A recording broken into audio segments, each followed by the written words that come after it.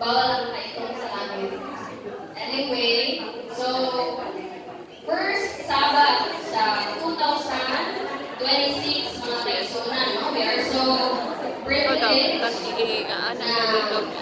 ginagawa mo tayo ngayon sa Ginoo, ng mga case, ay balay alam ko kung dito tayo ang atong lesson karon nga sa maluhang mga kaisunan.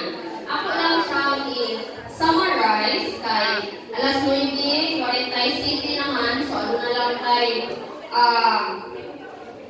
gamay lang kaayo mga minuto, no?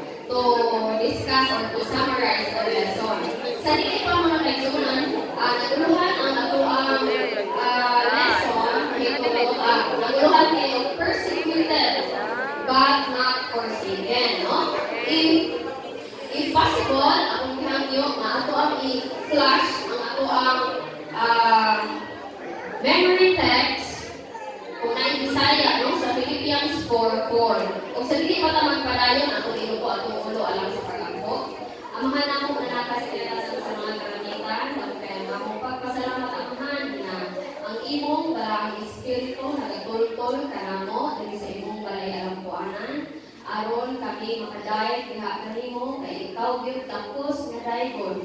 Og daghang salamat amahan na wala minimo kapsis ang mga paghinahanglan. Og daghang salamat na ikaw nagig-uban kanamo o nagiguyod kanamo sa pagsimba karon. Amahan sa mo ang pagtuki or pag-summarize sa leksyon karon sinana muna sa labay na semana. Tagay kami kaalam amahan, tagay kami og iko mapagsabot o lagi na gayon na among masabtan o among kini kinabuhian ang mga mensahe ng mga gihatag sa matag usa kanamo.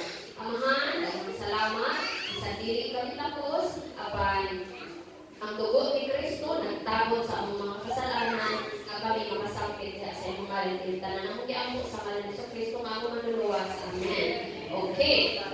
So mga kaigsuonan, dindot kaayo ang ato ang lesson, no?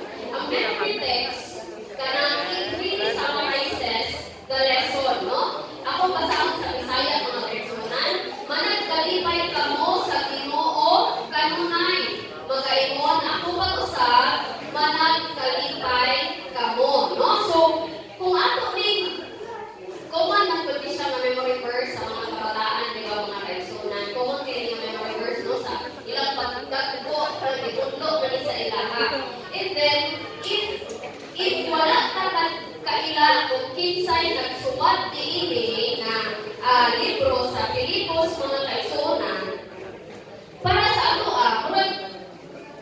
encouragement lang yun ni siya na versikulo, no? Rejoice in the Lord always. And again, I will say, nalubat siya. And again, I'll say, rejoice, no? So, managkalipay kamo sa Ginoo kanunay, o sa mga usap, ang magaingon, managkalipay kamo. Karon mga kaigsuonan, mangutanan ko sa inyo ha. Ang kanabang kanunay, na-involve ba diha ang panahon nga gisuwayan ka o gisakit ka?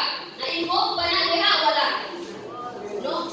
Sa marito, pero dapat natay participation, no? So, na-involve ang kanunay or sa English pa, na-involve sa always ang kanang panahon nga gisakit ka or gisulayan ka or dili. Na-involve dili. Na-involve, no? Na-involve kung anong tanawon ang kinabuhi ni Apostol Pablo, kung anong tanawon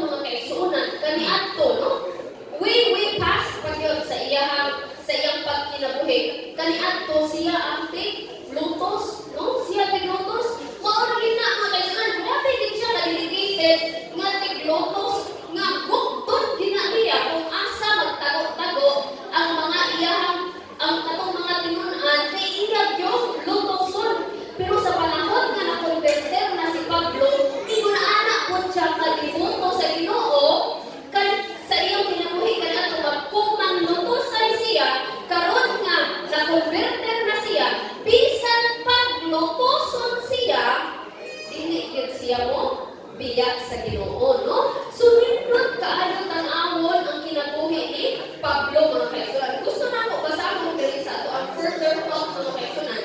Kay nindot kay ang simulat ni Sister Ellen White diri sa Youth Instructor, November 9, 1899. Giingon diri. Ako ang kasama sa English, mga kaigsunan, ang atong panikamutan nga mahubad siya sa Bisaya, no? Or ma-summarize ka sa Bisaya. God has chosen you to salvation through sanctification of the Spirit and belief of the truth. No? Kitang tanan di ay gipili ta sa Ginoo. Wala lang ta gipili nga aron mo simba lang, wala lang ta gipili nga aron mahimo lang ta Japonesa, wala lang ta gipili nga aron mahimo lang ta elder, no? Gipili kita aron sa unsa gani ang ingon? Gipili ta aron sa kaluwasan yun. Mga kaigsunan, dako kaayo na, big deal kaayo na mapagpili, mga kaigsunan. Kanang ingon ka sa Ginoo, gipili ta kay gusto ko nga maluwas ka, no? Gipili ta kay gusto ko nga magkadto ka sa langit. No? Big deal ko nga, mga kaigsunan, no? It is not a little thing to kanang i-ignore ramit nimo, mga kaigsunan. Pero usahay, kita nga mga tawhanon, no? Kanang naanata sa sulod sa iglesia, pero masuwayan mo kita. Hindi man parehas ka, Pedro nga, ay ni Pablo rather nga, gapos yun siya, o ipriso yun siya, o daghan nga mga attempts nga, kuwaon ang iyahang, or utloon ang iyang kinabuhi, hindi man yung anak na pagsulay mga kaigsunan, pero ano nga po tayo pagsulay sa tuang kinabuhi. Pero, ipahinumdum sa Ginoo sa tuwa, sa sinulat ni Sister Ellen White, nga matag usa ka na to, gipili na niya alang sa kaluwasan. Pero wala na tapos diha. Ingon siya, I have chosen you to salvation through sanctification. Pinaagi sa pagkaputli. No? Mo na yung siya ba sa sanctification? Pagkaputli. Process of pagkaputli, no? So, through sanctification, dahil ang pamaagi sa Ginoo, aron ma-sanctify ta sa gibuhat gani nila makuan kaganihang mga kaigsuonan, no? Kanang drama-drama. Kapkapon mo gani, no? Naman ni selective nga diri sa langit. Kay kapkapon mo gani, kung naabay pagdala, naabay mga kanang barking or naabay mga hindrances nga dili ka makasulod sa langit, no? So, kini gitawag ang process of sanctification, mga kaigsuonan. Mura sab na og ingon ana ang pagkapkap sa guard nga wala gid kay gidala nga makahinder sa imo nga makalahos gid ka sa langit, mga kaigsuonan. In the process of God, by doing that, dili lang siya kapkap, mga kaigsuonan. Hinlo gyud siya inside out, no? Hinluan gyud ka, mga kaigsuonan. Kung imong manotice sa kinabuhi ni Pablo, mga kaigsuonan, nga tani-adtong grabe gyud siya kamang tutusay, mga kaigsuonan. Iya pong na tagang-taman, no? Nakita ninyo kapag ka-convert niya, na tagang-taman pud niya tanang murag halos tanang klase sa paglutos, mga kaigsuonan, no? Kay nakita sa Ginoo nga naa sa iyang kasing-kasing nga angay gyud kubaon or angay gyud i-break si Pablo, mga kaigsuonan. Kay naa sa iyang kasing-kasing kaniadto ang kasuko, ang kalagot niya nga manglutos gyud siya og mga Christians, mga kaigsuonan. So, naagian na ni Pablo to purify him or to sanctify him. Nga tungkol sa kaniadtong mga pagbati o kinaiya nga naa sa iya gusto ko to kuwaon sa Ginoo, mga kaigsuonan. Ako pala yun ang sinulat ni Sister Ellen White, mga kaigsuonan. Happy to good. Therefore, stand fast. If you serve God faithfully, you will meet with prejudice and opposition. But do not become provoked when you suffer wrongfully. Do not retaliate. Hold fast your integrity in Jesus Christ. Set your face as a flint heavenward. Let others speak in their own words and pursue their own course of action. It is for you to press on in the meekness and lowliness of Christ. Mga kaigsuonan, bukat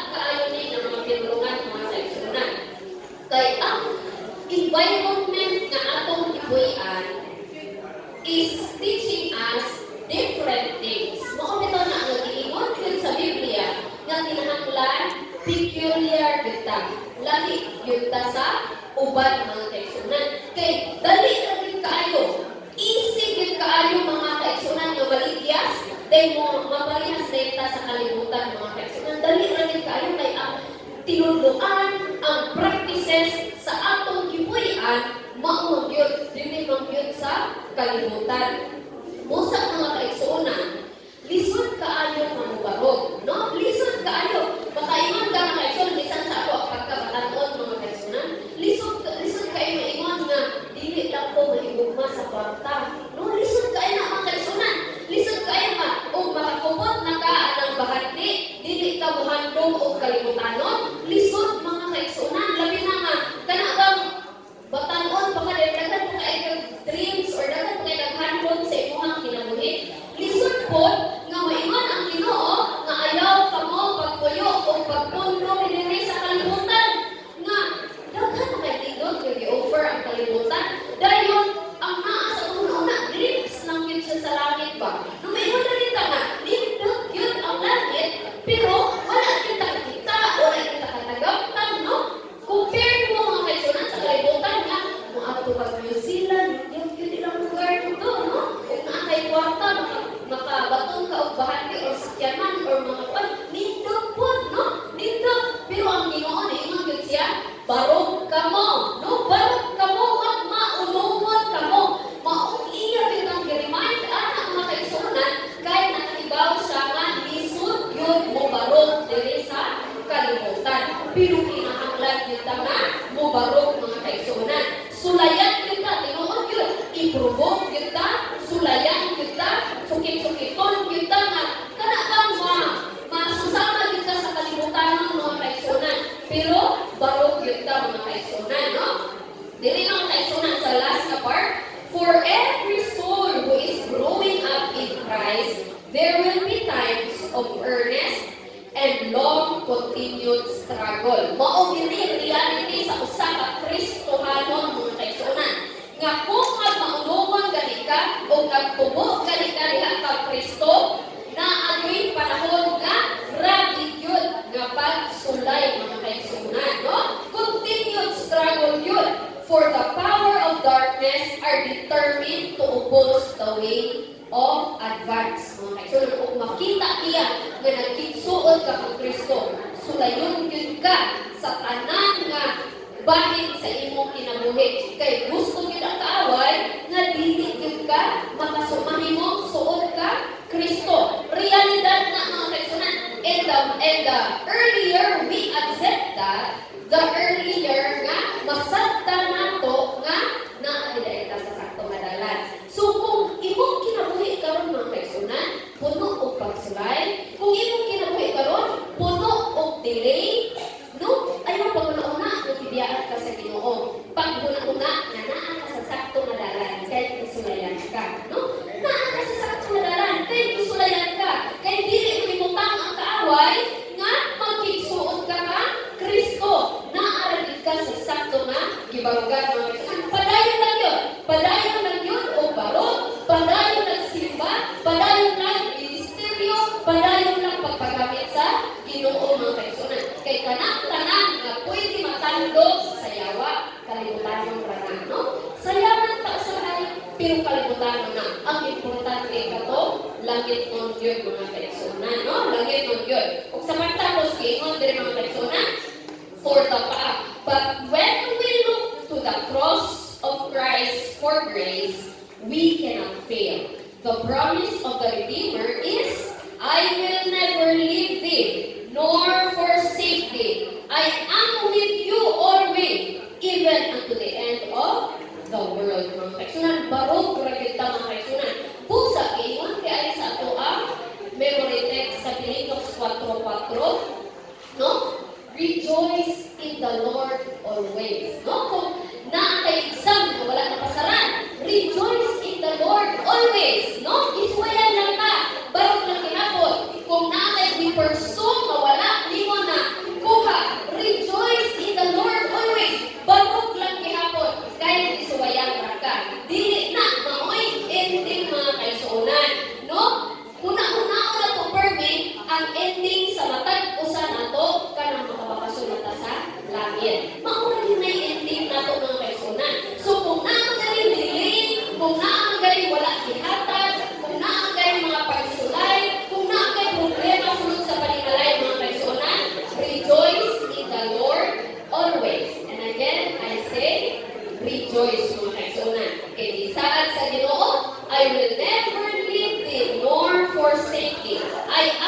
you always, even unto the end of the world. I hope mga kaigsunan na sa mubo na to na summary sa ito ang leksyon karo kamutagon, no? Mahimo ta mga Kristohanong mga maunumon. Nga bisan pa o panahon ta wala tuo. Dili pa sa babaw sa ubos, panahon ta o mga pagsulay, panahon ta mga tentasyon, maunumon gyud ta sa Ginoo kay mauna ang iyang handog sa atoa. Dili na to kalimtan na usa lang ang ato ang ending. Ang bag-ong langit ug tao wala pa na naabot diha daghan pa kitag pagsulay.